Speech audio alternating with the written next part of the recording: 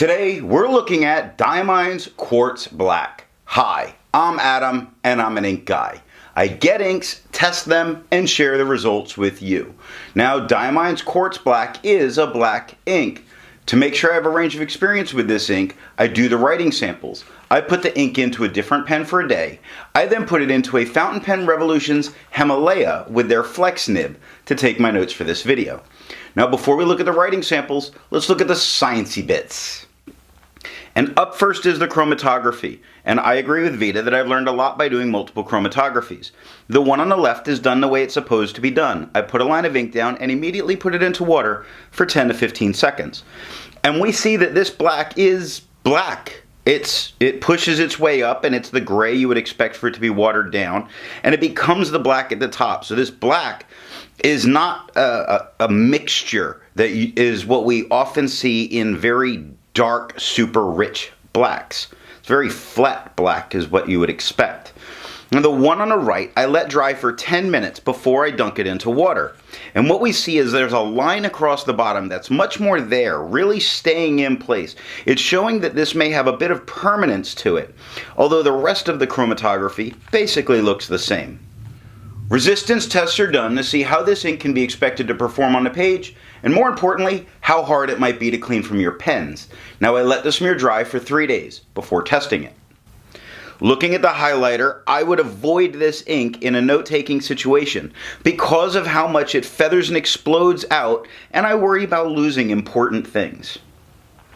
Water is reactivating and lifting all the darkest tones, but leaving that gray that we saw on the bottom of the second chromatography. It's really starting to dig in there and not coming out just for water.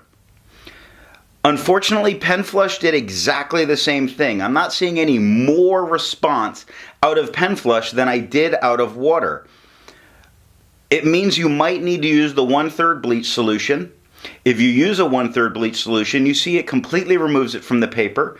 It does have a little bit of yellow staining left behind on the paper. But if you use the 1/3 bleach, you quickly put it into your pen and quickly flush it out with water so that you don't rust your metal parts.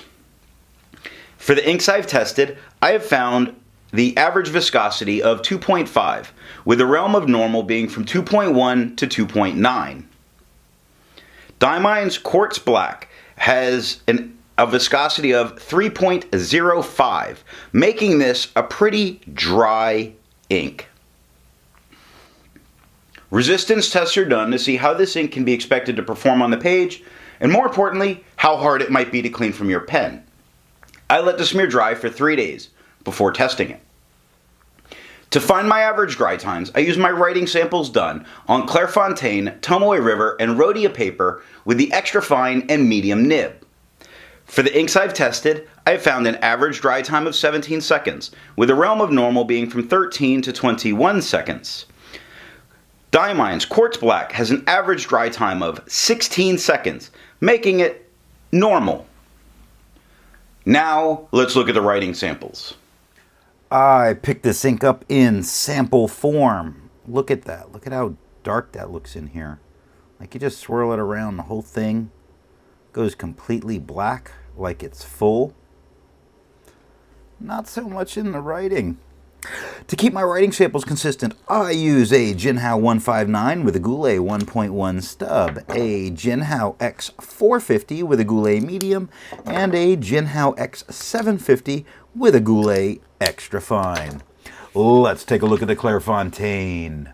No bleeding, no ghosting. The 1.1 is gray. The 1.1 has no feather, spread, halo sheen. It does offer some very nice shading, and when it shades, it does shade to black, like the cross in the T and the Z. Black. The K in black. Black. The rest of it, gray. The extra fine is a lighter tone than we got with the 1.1, with no feather, spread, halo, sheen, and it does offer shading, and when it shades black. In its gray, like the bottom of the F for where I'm marking the extra fine, the K in quick, the H in the, R in over, Z in lazy, black, the rest gray. 10 seconds to dry. The medium is the same tone as as the extra fine. It has no feather, spread, halo, sheen. It does offer some shading to black, like the bottom of the Q in quick, the K in quick, the B in brown, the X in fox, black. The rest, gray. And it's not shading into it so much as it's gray with black.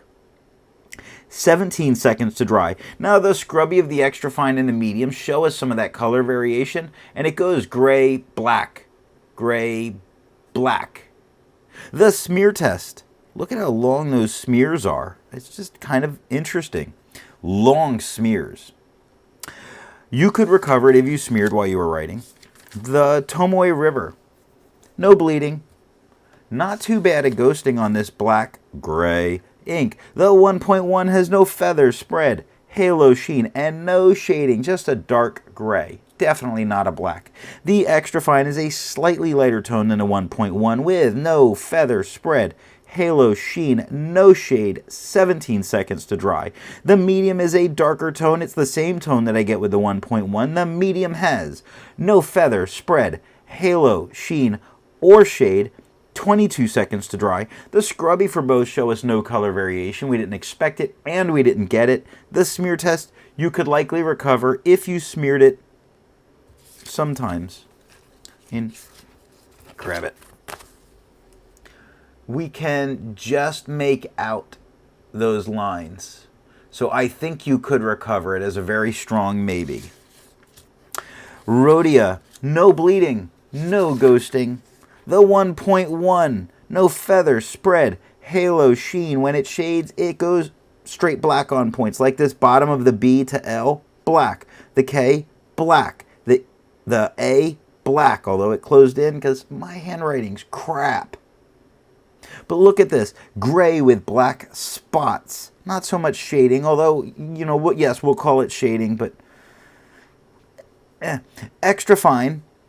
Slightly lighter tone than the 1.1. It has no feather, spread, halo, sheen, and it has shading. The shade where it goes gray, black, like the K in quick, the E in over, the PS in jumps, the LAZ, and then the Y gets much lighter. So it does shade. It's just that it's gray or black. 12 seconds to dry. The medium is a slightly darker tone than the extra fine, not as dark as the 1.1. Medium has no feather, spread, halo, sheen, and yes, it does the same thing with the shading, where it does the gray, black, gray, gray, gray, black, gray, black, black, gray, gray, gray, gray, black. It's not shading in. If you like this in how it does it, that is awesome. If you want a gray that gives you blacks, this is perfect. I like my blacks black. 17 seconds to dry. The scrubby of the extra fine and the medium both show us color variation. We get it. The extra fine, it's easier to see, but it goes gray, black. Medium goes gray, black. There's no grading into it. The smear test, you could definitely recover this if you smeared while you were writing. So white lines paper. This did very well with white lines paper. It really had no bleeding. Yes, it starts coming through a little bit on the scrubby where I put it on like a badger that's just mad, just scratching the page. Other than that, no bleeding, no ghosting. The 1.1, and the color's hideous here. It's not, it's like I want to go, I feel like I see some browns in the black. I don't know. I don't like it. I don't like this black on gray paper. Yeah. The 1.1 is no feather, spread, halo, sheen, no shade.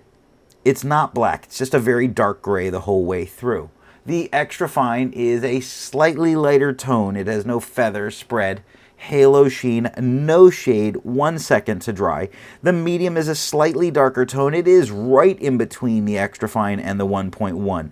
The medium has no feather, spread, halo, sheen, no shade, 5 seconds to dry. The scrubby for both showed us no color variation, and we got none. In the smear test, you could recover it, but I pulled this one because look at that smear. That's like the longest smear I've gotten. Just record-breaking. Look at that. Fantastic. And this isn't a gusher of a pen. I just thought that was fun to look at. Strathmore writing paper. no bleeding, no ghosting. The 1.1 black, all of it. It has no feather, no spread, no halo, no sheen, no shade, but it is all black, and it's nice. It's a nice black here. The extra fine becomes noticeably lighter, and it becomes gray. With no feather, spread, halo, sheen, no shading, 4 seconds to dry. The medium becomes noticeably darker again. It is black again. Finally, so here we get black. On Strathmore writing paper, black, black. Extra fine, dark gray. But this is livable. Here, it lives up to some expectations. The medium has no feather, spread, halo, sheen, no shade, 9 seconds to dry. The scrubby for both shows no color variation, although the scrubby of the extra fine is much darker than the writing. The smear test, you could definitely recover this if you smeared while you were writing. P. Berger, it's a French ruled paper. This is a student grade paper, so you don't have high expectations, but look, this does great. But Diamine inks tend to perform very well. Yes, there's some spots that are bleeding through. It does not make the back of the page unusable. It does not touch the other page. You could probably live with it if you had to do it. The 1.1 is gray. It has no feather, spread, halo, sheen, no shade. The extra fine is a slightly lighter tone with no feather, spread, halo, sheen, no shade, 2 seconds to dry. The medium is the same tone as the extra fine with no feather, spread, halo, sheen, no shade, 4 seconds to dry. The scrubby of the extra fine looks like there should be some color variation, but there is not. The medium shows none, and we got none. In the smear test, you could recover this if you smeared while you were writing, and that is all that I have for the writing sample. Instead of finding inks that look like Diamine's Quartz Black, I would prefer to find an ink that complements its color on the page. Now I wanted something bright and vibrant. I went with Krishna's Palasa. It's their new version, although I've never seen the old version. It's a very nice orange ink. Before I give my opinion on this ink, I would ask, if you've enjoyed this video, give it a thumbs up. And if it's your first time here, I would invite you to subscribe. So what do I think of Diamine Quartz Black? It's more of a gray than a black. Now I do enjoy grays, but this says black.